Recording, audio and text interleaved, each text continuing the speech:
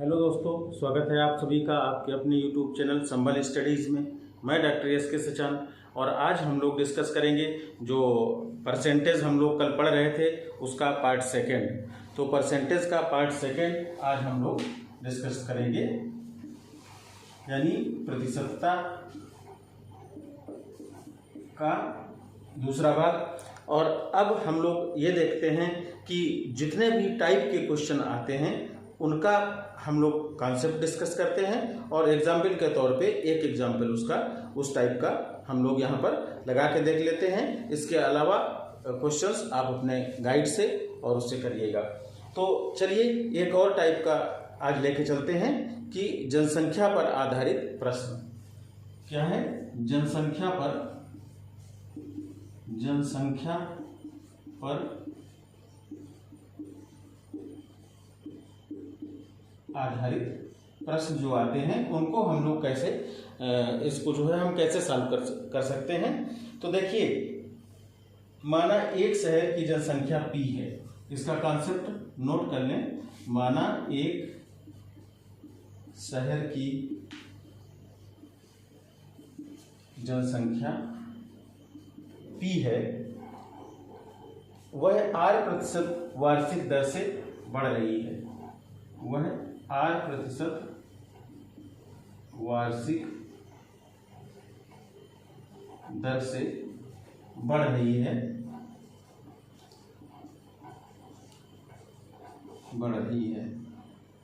तो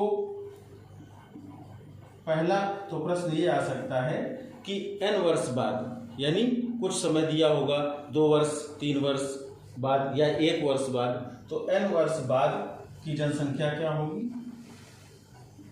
n वर्ष बाद जनसंख्या क्या होगी? तो ये होगा n वर्ष बाद जनसंख्या होगा P1 + R/100 के होल पावर n, जहां n क्या होगा? समय होगा। P क्या है? जो वर्तमान की जनसंख्या है, और R क्या है? वार्षिक वृद्धि दर, यानी जिस दर से वार्षिक वृद्धि हो रही है। ये बिल्कुल वैसा ही फार्मूला है जैसे हम लोगों ने कंपाउंड इंटरेस्ट में पढ़ा था। चक्रवृद्धि ब्याज का जो फार्मूला होता है कि चक्रवृद्धि मिश्रधन जो होता है, टोटल अमाउंट क्या हो जाता है, जो हमारा ये मूलधन होता था, फिर 1 प्लस और R/100 मतलब जो वार्षिक दर है कि होल पावर n का मतलब होता था कि समय कितना है। तो उसी से हम जनसंख्या भी निकाल सकते हैं। दूसरा क्वेश्चन क्या हो सकता है कि n वर्ष पूर्व जनसंख्या क्या थी। अगर वर्तमान जनसंख्या दी है और कह दे कि n वर्ष बाद जनसंख्या क्या होगी, तो हम ये फार्मूला लगा देते हैं। और अगर ये पूछ दे कि n वर्ष पूर्व इसकी जनसंख्या क्या थी, तो इसको हम कर देते हैं P/1 + R/100 के होल पावर n, यानी जो यहाँ पर मल्टीप्लिकेशन में था वो फैक्टर यहाँ पर आ गया हमारा डिवीजन में। तो n वर्ष बाद की जनसंख्या इससे निकालते हैं और n वर्ष पूर्व की जनसंख्या इससे निकालते हैं। अब देखिए, ये जब हम फार्मूला का यूज करते हैं, ये कॉन्सेप्ट है, ये जानना जरूरी है आपको। और जब हम इस फार्मूले का यूज करते हैं तो हमें कैलकुलेशन बहुत बड़ा मिलता है। तो हमें तो एग्जाम में जल्दी से जल्दी प्रश्न को हल करने की ज़रूरत होती है। तो हम इसके प्रश्न में ऐसे मेथड भी बताएंगे जो हम बिना इस फार्मूले का प्रयोग किए हुए और जल्दी से हम उस सवाल को कर सकते हैं। तो चलते हैं, हम एक एग्जाम्पल करते हैं। या इसमें एक तीसरा केस ये भी हो सकता है कि अगर शहर की जनसंख्या है और वो पहली वर्ष R1 दर से बढ़ती है, दूसरे वर्ष R2% की दर से और तीसरे वर्ष R3% की दर से बढ़ती है। यानी जो रेट ऑफ जो इसका रेट है बढ़ने का, जो दर है वो फिक्स नहीं है, वो R% फिक्स नहीं है। तो यानी ये चेंज है अगर, तो उसमें क्या लगाएंगे, तो लिख लेते हैं इसको भी।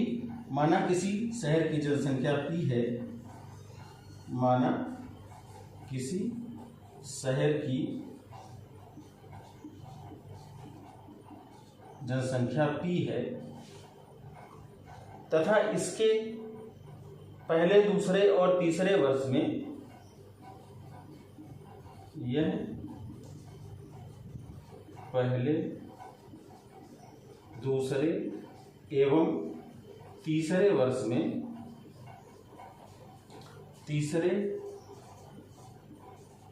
वर्ष में क्रमशः R1%, R2% एवं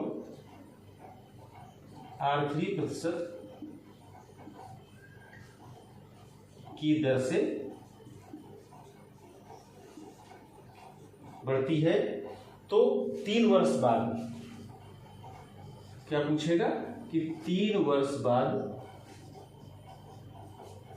जनसंख्या क्या होगी, 3 वर्ष बाद जनसंख्या क्या होगी। तो अब इसमें क्या है कि जो रेट ऑफ चेंज है, यानी जो वृद्धि का दर है वो फिक्स नहीं है। पहली साल R1%, दूसरी साल R2% और तीसरी साल R3% है। तो 3 वर्ष बाद उसकी जनसंख्या क्या होगी। देखिए इसका फार्मूला भी आप नोट कर लीजिए, यहाँ पर लिख दे रहा हूँ मैं, तो इसको नोट करे रहिए, इसको जानना जरूरी है। ये हो जाएगा A = P1 + R1/100 into 1 + R2/100 into 1 + R3/100। तो यानी ये R1, R2, R3 जो ये दर है, जितने साल का है उतने साल तक हम इसको करते चले जाएंगे, जितने साल का उसने पूछा है।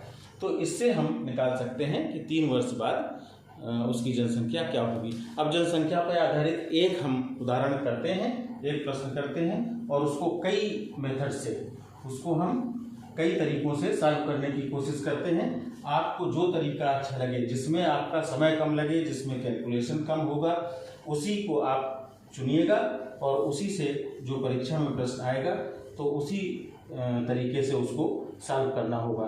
तो चलिए हम लोग लेते हैं इसका एक प्रश्न। तो इसमें क्वेश्चन दिया है कि एक शहर की जनसंख्या 1,76,400 है। एक शहर की जनसंख्या 1,76,400 है। इसमें 5% की वृद्धि होती है। इसमें 5% वार्षिक 5% वार्षिक वृद्धि होती है। तो पूछ रहा है कि 2 वर्ष बाद शहर की जनसंख्या कितनी होगी। 2 वर्ष बाद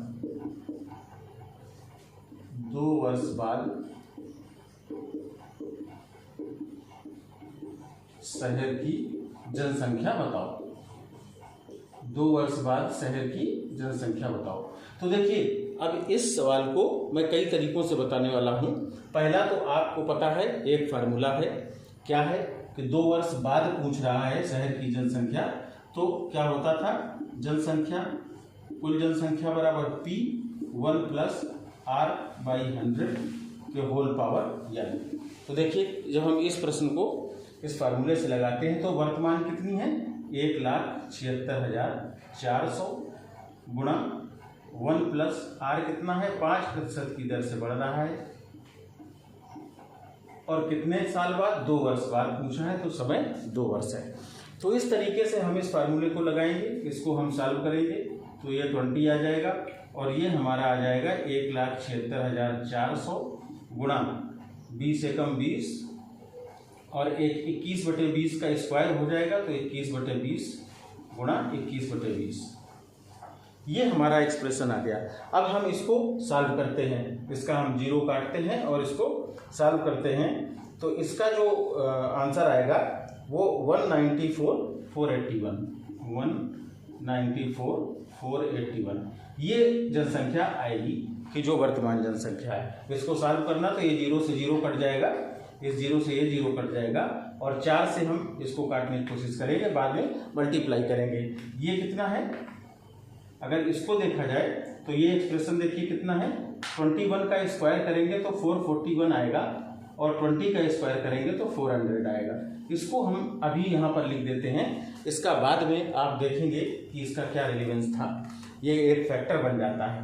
तो देखिए हम इसको इस फार्मूले के हिसाब से हमने इस सवाल को इस तरीके से हम सॉल्व कर सकते हैं। लेकिन इसमें कैलकुलेशन देखिए 1,76,400 है, फिर गुणा 21/20 है, फिर गुणा 21/20 है। इसको और हम कैसे और किस तरीके से सॉल्व कर सकते हैं, तो हम देखते हैं इसमें हम रेशियो मेथड से अगर हम इसको सॉल्व करें तो कैसे हम सॉल्व कर सकते हैं कि जनसंख्या में वृद्धि दर क्या है 5%, इसमें 5% की वृद्धि होती है। तो मान लीजिए कि अगर जनसंख्या 100 थी तो 5% की वृद्धि होगी तो एक साल बाद कितनी होगी, 105 हो जाएगी। 100 में से 5 बढ़ जाएगी, 105 हो गई। अब हम इसका रेशियो निकालेंगे, तो ये 5 से दोनों डिवाइड हो जाएगा तो ये 20 आ जाएगा और ये आ जाएगा 21। अब ये मान के चलिए कि ये जो 100 और 105 था, ये 100 से 105 एक साल बाद हुई, यानी अगर 20 रही होती तो 21 हो जाती। यानी ये हमने एक रेशियो निकाल लिया, इसका अनुपात निकाल लिया हमने। अब चूंकि 2 वर्ष का पूछ रहा है, तो जब 2 वर्ष का पूछता है तो हम क्या करते हैं, सेकेंड ईयर के लिए क्या करते हैं, इसका स्क्वायर कर देते हैं और इसका स्क्वायर कर देते हैं। तो यहाँ पे ये आ गया 400, 20 का स्क्वायर करेंगे 400 और ये आ गया 441। तो ये 400 आ गया और ये 441 आ गया। अब देखिए जनसंख्या कितनी हो गई, 441 हो गई।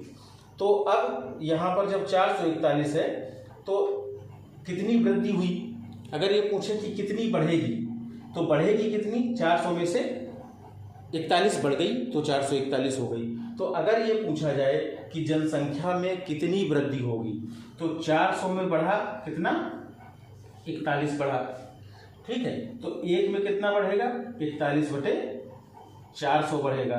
तो इसलिए 100 में कितना बढ़ेगा, 41/400 और गुणा 100। देखिए ये आ गया, ये 0 कट गया, ये 0 कट गया, ये 0 कट गया, ये 0 कट गया, तो क्या आया 41/4%। ये जनसंख्या क्या है, हमने 100 में निकाली थी, यानी 41/4% जनसंख्या ओवरऑल बढ़ जाएगी। यानी पूरे में से अगर 41/4% निकाल दोगे तो ये बढ़ जाएगी। अब ये देखिए, ये यहाँ तक ये फैक्टर क्या था, 41/400, ये फैक्टर क्या था, ये फैक्टर हो गया जो बढ़ी हुई जनसंख्या है उतनी। अब अगर आप ऐसे निकाल सकते हो कि 1,76,400 का 41/4% निकाल दो, उतना बढ़ गई, और फिर उसको 1,76,400 में जोड़ दीजिए, तो कुल जनसंख्या देखिए कितनी हो जाएगी, 1,76,400 में कितना जोड़ दें, जो बढ़ी हुई जनसंख्या है 1,76,400 और गुणा 41/400, 41% यही आ गया। तो ये जनसंख्या बढ़ गई, तो टोटल जो जनसंख्या आ गई वो ये आ जाएगी, ये भी आपका 194,481 के बराबर आएगा।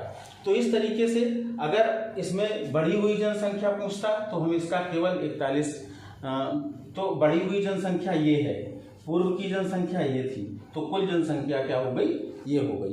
तो हम इस मेथड से भी इसको लगा सकते हैं। यहाँ पर क्या है कि कैलकुलेशन ये 20, 21, 400 और 441 ये छोटे छोटे हैं, तो इसलिए इसको हम इस मेथड से कर सकते हैं। तो 41/4% ये जनसंख्या में टोटल वृद्धि होती है। अब एक इसका जो है मेथड होता है जो सक्सेसिव मेथड होता है। देखिए सक्सेसिव मेथड क्या होता है, इसी को हम सक्सेसिव मेथड से अगर करते हैं तो सक्सेसिव मेथड में इसको आप कहीं पर नोट भी कर सकते हैं कि जो सक्सेसिव मेथड होता है तो उसमें क्या होता है कि अगर कहीं पर यह दिया हो कि कोई धनराशि है या कोई जनसंख्या है या कुछ भी चीज़ है, वो पहली साल इतने दर से, दूसरी साल इतने प्रतिशत की दर से बढ़ती है, तो उसमें टोटल कितने प्रतिशत की वृद्धि होगी।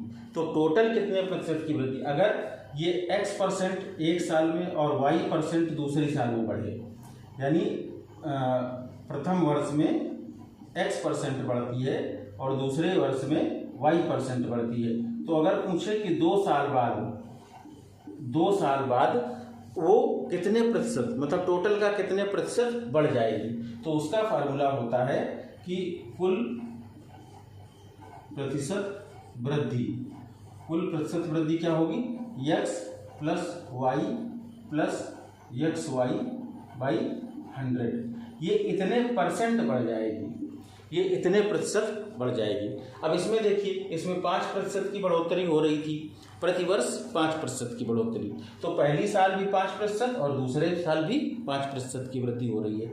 तो इसको हम ऐसे भी निकाल सकते हैं कि ये 5% प्लस 5% प्लस 5 गुणा 5/100, तो ये कितना आ जाएगा, ये आ जाएगा, ये 10 आ जाएगा प्लस 25/100, ये आ जाएगा 1/4, तो ये कितना आ जाएगा 41/4%। तो देखिए यहाँ भी ये 41/4% आ गया कि कितनी टोटल ग्रोथ हो रही है, 41/4% की हो रही है, और यहाँ भी ये हमारा 41/4% की ग्रोथ आ रही थी। तो अगर कहीं ये पूछता है कि उसमें ओवरऑल कितने प्रतिशत की वृद्धि हो जाएगी, तो हम 41/4% की इस मेथड से निकाल सकते हैं, और हम अनुपात के मेथड से भी हम निकाल सकते हैं कि ये कितना हो जाएगा, ये कितना परसेंट बड़ा होगा। तो जनसंख्या के आधार पर, जनसंख्या से संबंधित जो भी प्रश्न आते हैं वो हम इस तरीके से सॉल्व कर सकते हैं। अब देखिए, अगर कहीं कहा जाए कि कोई भी धनराशि है या कोई भी चीज़ है, वो प्रथम वर्ष में या किसी व्यक्ति की आय पहली बार x% की वृद्धि होती है प्रथम वर्ष में, और दूसरे वर्ष में उसमें y% की कमी होती है, तो 2 वर्ष बाद उसकी आय में कुल वृद्धि होगी या कमी होगी, अगर होगी तो कितने प्रतिशत होगी। तो इसको हम निकालने के लिए, इस तरह के सवालों को निकालने के लिए हम इसी सक्सेसिव मेथड का यूज़ करेंगे क्या कि अगर वृद्धि होती है तो हम प्लस का लेंगे, और अगर कमी होती है उसमें तो हम माइनस का लेंगे। अगर प्रथम वर्ष में x% की वृद्धि हुई तो हम +x लिख लेंगे और प्लस लगाएंगे, और दूसरे वर्ष में अगर y% की कमी हो गई तो कमी के लिए हम -y लिख देंगे, फिर प्लस x इंटू -y/100। तो हम इस एक्सप्रेशन को सॉल्व करेंगे, और अगर इसका ये इतने परसेंट आएगा, अगर इसकी वैल्यू प्लस में आती है तो मतलब कुल में उतने प्रतिशत की वृद्धि हो जाएगी, और अगर इसकी वैल्यू माइनस में आती है तो कुल में उतने प्रतिशत की कमी हो जाएगी। तो इस तरीके से हम इस सक्सेसिव मेथड से हम इस तरह के सवाल को लगा सकते हैं। जैसे आता है कि मोहन की आय पहले वर्ष में 10% बढ़ती है और दूसरे वर्ष में 5% कम हो जाती है, तो बताओ 2 वर्षों बाद उसके आय में कितनी वृद्धि हुई, कितने प्रतिशत की वृद्धि हुई या कितने प्रतिशत की कमी हुई। तो हम इस तरह के क्वेश्चन को हम इसी सक्सेसिव मेथड से निकाल सकते हैं। कैसे निकालेंगे, अगर प्रथम वर्ष में उसमें 10% की वृद्धि हुई, तो प्रथम वर्ष में हमने 10% की वृद्धि है तो x की वैल्यू 10 है, और प्लस दूसरे वर्ष में 5% की कमी है तो हमने -5 कर दिया, प्लस 10 इंटू -5 डिवाइडेड बाई 100। अब इसको जब हम सॉल्व करते हैं तो ये आता है कि 10 -5 -50/100, तो ये हो जाएगा 1/2। 10 में से 5 अगर घटेगा तो 5 आएगा, 5 - 1/2, यानी ये आ जाएगा 4.5 या 9/2।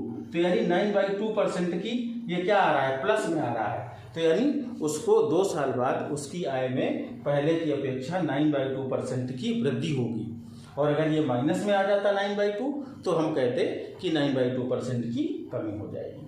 तो इस तरह के जितने भी सवाल आते हैं तो हम इस सक्सेसिव मेथड से इसको हम निकाल सकते हैं। अगर कहीं ये आ जाए, अगर कहीं प्रश्न इस तरह का हो कि प्रथम वर्ष में 5% की कमी होती है और दूसरे वर्ष में 5% की कमी होती है, या प्रथम वर्ष में 5% की कमी होती है और दूसरे वर्ष में 7% की कमी होती है, तो कुल 2 साल बाद कुल कितने प्रतिशत की कमी होगी, क्योंकि जब दोनों वर्ष में कमी हो रही है तो ओवरऑल भी कम ही होगा।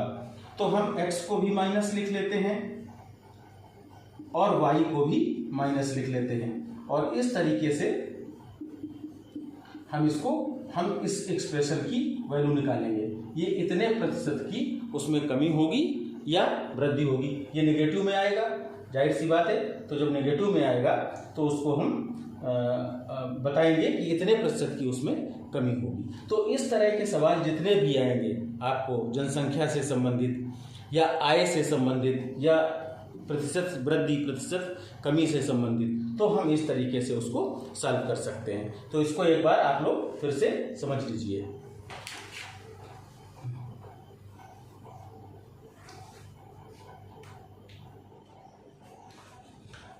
हाँ, तो इसको आपने देख लिया होगा।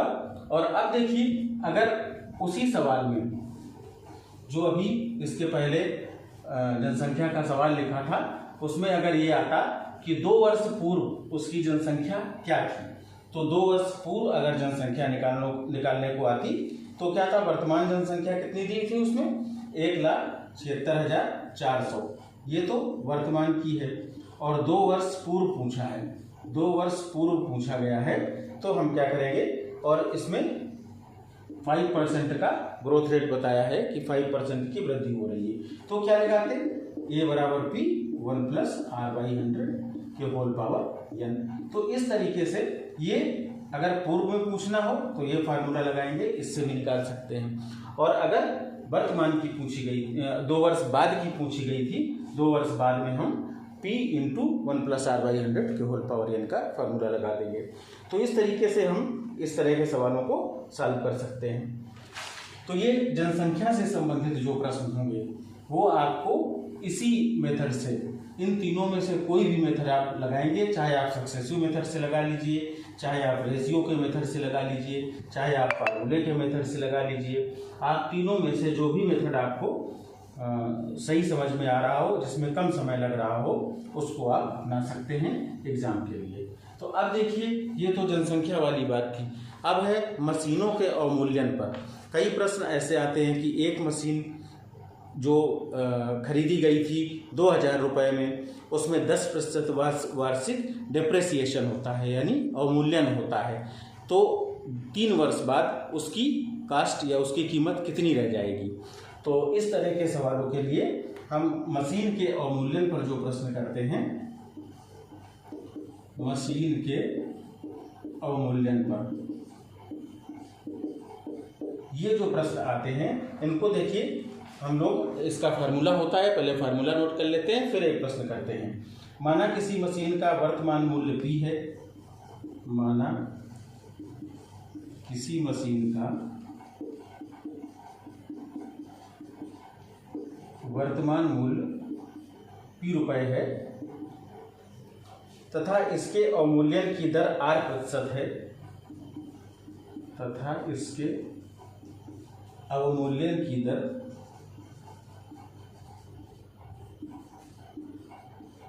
R%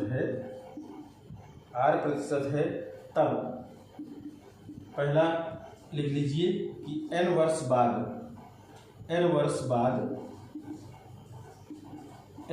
बाद मशीन का मूल्य, ये क्या हो जाएगा, n वर्ष बाद के लिए P 1 - r/100 के होल पावर n।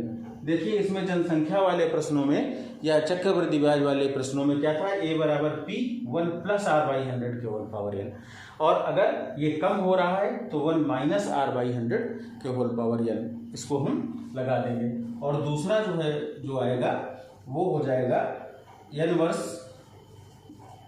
पूर्व।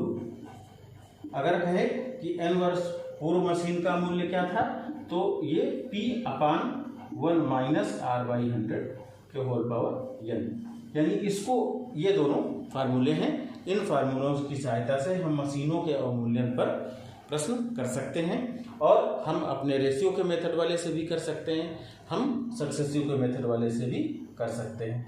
तो चलिए एक सवाल हम इसमें से करके देखते हैं, एक इसका एग्जाम्पल लेते हैं और उन तरीकों से करके देखते हैं कि इसमें इस तरह के सवालों को हम कैसे कर पाते हैं।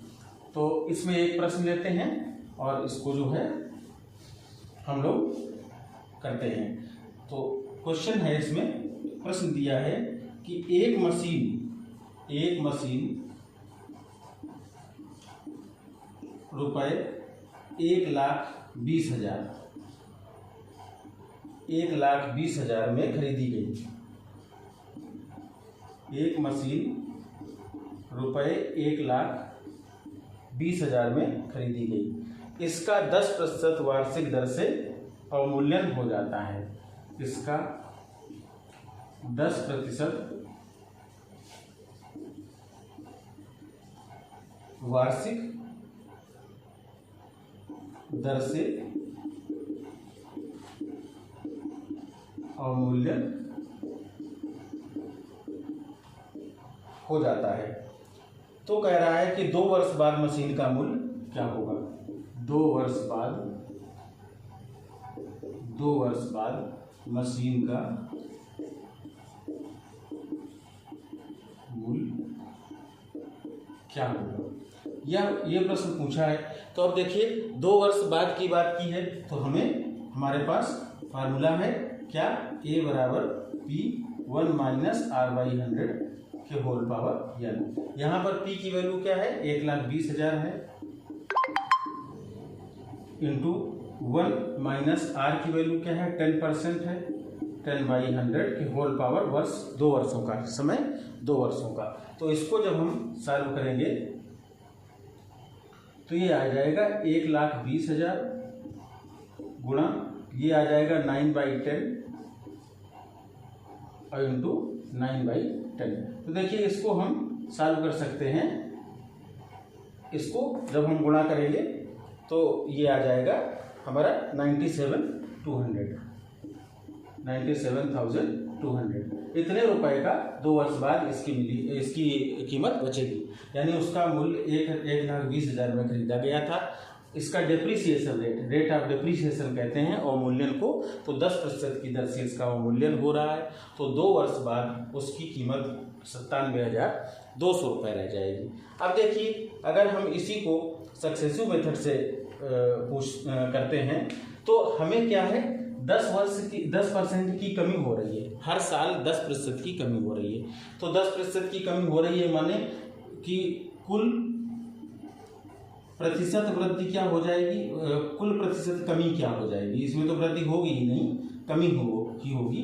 क्या हमने बताया था, x plus Y plus X Y by X into Y by 100 इतने प्रतिशत की वृद्धि या कमी होती थी। अब यहाँ पर x की वैल्यू भी -10 होगी और y की वैल्यू भी -10 होगी। तो देखिए इसको जब हम निकालते हैं तो -10 प्लस -10 प्लस -10 इंटू -10 और डिवाइडेड बाई 100।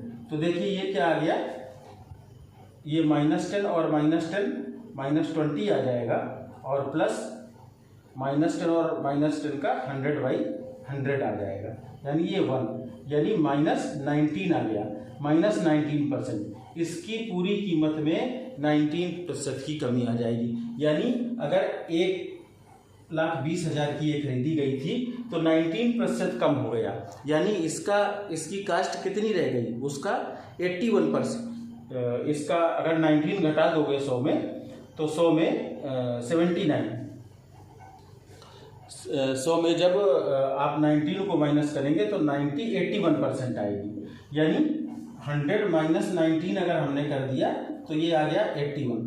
तो ये उसकी कास्ट कितनी रह गई, 81%। चाहे हम कह दें कि 19% कम हो गई, चाहे हम ये कह सकते हैं कि उसकी कास्ट 81% रह गई। तो हम अगर 1,20,000 का 81% निकाल देंगे तो हमें जो उसकी वर्तमान उसका मूल्य है वो मिल जाएगा। तो वर्तमान मूल्य क्या इसमें होगा, 1,20,000 और इंटू इसका 81%, 81/100 हमने कर दिया। तो इसको भी जब आप काटेंगे तो इसका आ जाएगा 12 से इसको मल्टीप्लाई करेंगे तो यही 97,000 200 रुपये ये आ गया।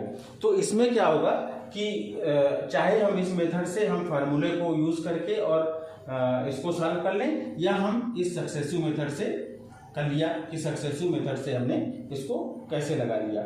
अब देखिए, अब इसको हम रेशियो के मेथड से भी लगा सकते हैं। तो रेशियो के मेथड से कैसे लगाएंगे, चलिए इसको एक बार रेशियो के मेथड से भी हम लोग लगा के देख लेते हैं। कि कह रहा है कि 10% की दर से उसमें कमी हो रही है। तो यानी अगर 100 रुपए की कोई चीज़ थी तो वो 90 रुपए की रह जाती है एक साल में, 10% इसमें कम हो गया। तो इसका रेशियो क्या आया, देखिए इसका रेशियो या अनुपात क्या आया, 10:9 का अनुपात आया। 10:9 आ गया, ये एक साल की बात हुई। अब ये क्या कह रहा है, 2 सालों में, 2 वर्ष बाद। तो 2 वर्ष के लिए हम क्या करते थे, इन दोनों का स्क्वायर कर लेते थे। तो सेकेंड ईयर में क्या स्थिति बनेगी, ये 100 हो जाएगा और ये हो जाएगा 81। यानी अगर 100 रुपए की चीज़ थी तो उसकी 81 रह गई, 81 रह गई, यानी इसमें 19% की कमी आ गई। तो 100 में कितना, 19 घट गया, 19 घट गया, तभी तो 81 बना। तो अब इसमें इसकी कीमत कितनी घट जाएगी, अगर हम ये निकालेंगे तो 100 से घटकर बचा 81। 100 से उसकी कीमत क्या हो गई, 81। तो 1 से कितनी हो जाएगी, 81/100 हो जाएगी। तो इसकी कीमत कितनी है, 1,20,000 है। तो 1,20,000 कितने के बराबर हो जाएगा, 81/100 इंटू 1,20,000। ये देखिए, ये वही एक्सप्रेशन आ गया जो हमारा अभी हमने निकाला था सक्सेसिव मेथड से, कि उसका 81% रह गया। तो इसकी कीमत इतनी रह जाएगी। अगर वो ये पूछे कि इसकी कीमत में कितनी कमी आ जाएगी, तो देखिए कितना कम हुआ, 100 से 19 कम हुआ, 100 से कम हुआ 19। तो 1 से कितना कम हो गया, 19/100। तो 1,20,000 में कितना कम हो जाएगा, तो 19/100 गुणा 1,20,000। तो इतने की कमी आ जाएगी, तो इतने की कमी आ जाएगी और उसकी कीमत इतनी रह जाएगी। मतलब 81% उसकी कीमत रह जाएगी और कमी कितने की आएगी, 19% की कमी आ जाएगी। तो टोटल में से 19% अगर कम कर दो तो वो धनराशि आ जाएगी जो वैल्यू डिप्रिसिएशन हुआ, मतलब जितनी डिप्रिसिएटेड वैल्यू हुई। और अगर उसका 81% निकाल दो तो वर्तमान में उसकी कीमत कितनी रह गई, ये बात हम इस तरीके से निकाल सकते हैं। तो देखिए, हम लोगों ने जो जनसंख्या पर प्रश्न किया और इसके मशीन के मूल्य के अवमूल्यन पर प्रश्न किया, आज हम लोगों ने एक एक एग्जाम्पल, इसको देखिए 2 मेथड और 3 मेथड से हमने बताने का प्रयास किया। तो इस तरह के क्वेश्चन को आप इससे लगा सकते हैं। सक्सेसिव मेथड से अभी हमने बताया था कि आप ऐसे प्रश्नों को भी हल कर सकते हैं जिसमें किसी एक साल में वृद्धि होती है, दूसरे में कमी हो जाती है। तो पता करना हो कि ओवरऑल कितनी कमी होगी या कितने प्रतिशत की कमी होगी या कितने प्रतिशत की वृद्धि होगी। जैसे अगर हम एक क्वेश्चन को इसमें ऐसे ही एक एग्जाम्पल के तौर पे करके देखें कि राम की आय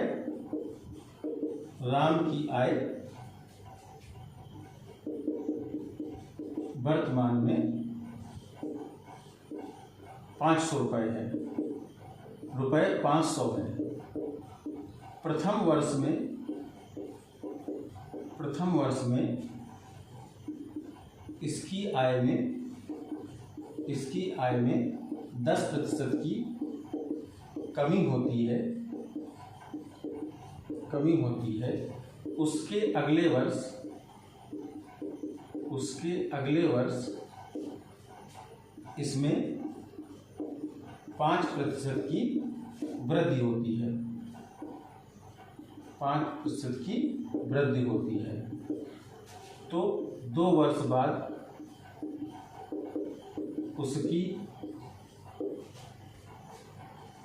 आय में कितने प्रतिशत की कमी या वृद्धि होगी। ये हमने ऐसे एक छोटा सा एग्जाम्पल ले लिया कि इसको करके देख लीजिए कि इस तरह के सवालों को कैसे करते हैं। देखिए, वर्तमान में 500 रुपये थी, ठीक है। प्रथम वर्ष में 10% की कमी हो गई, तो x की वैल्यू जो लेंगे वो -10 ले लेंगे, और अगले वर्ष 5% की वृद्धि हो गई तो y की वैल्यू जो ले लेंगे वो +5 ले लेंगे। अब देखते हैं वही सक्सेसिव फार्मूला लगाते हैं। क्या होता है, x + y + x × y by 100। इसको देखो x की जगह पर हम 10 लिख लेंगे, प्लस y की जगह x की जगह -10 लिखेंगे और y की जगह हम +5 लिखेंगे, +5 प्लस 10 इंटू -10 इंटू 5, तो -10 इंटू 5 और डिवाइडेड बाई 100। ये इतने प्रतिशत की जो आएगा वो परिवर्तन आएगा, चेंज इतने प्रतिशत का होगा। इसको सॉल्व करते हैं तो ये आ गया -5 और ये भी प्लस और माइनस का जब मल्टीप्लिकेशन होगा तो माइनस बचेगा और ऊपर आएगा 50/100। तो ये क्या हो गया 1/2, तो -5 - 1/2, तो ये कितना हो गया, ये लगभग हो गया आपका ये 6.5 माइनस का, या 11/2 लिख दें।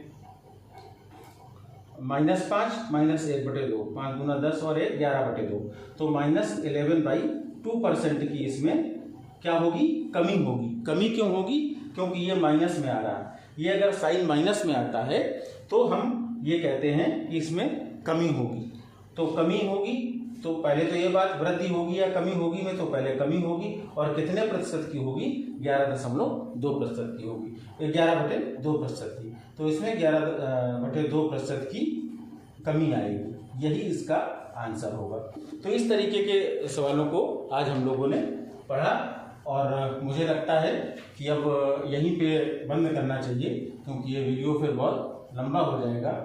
तो अगले बार हम लोग कुछ इसमें इलेक्शन से संबंधित प्रश्न आते हैं कि चुनाव से संबंधित प्रश्न, और कुछ इसमें आते हैं अभी जो परीक्षा में उत्तीर्ण होने से संबंधित प्रश्न, जो छात्रों को परीक्षा में उत्तीर्ण होने से संबंधित प्रश्न, वो हम लोग अगले क्लास में करते हैं।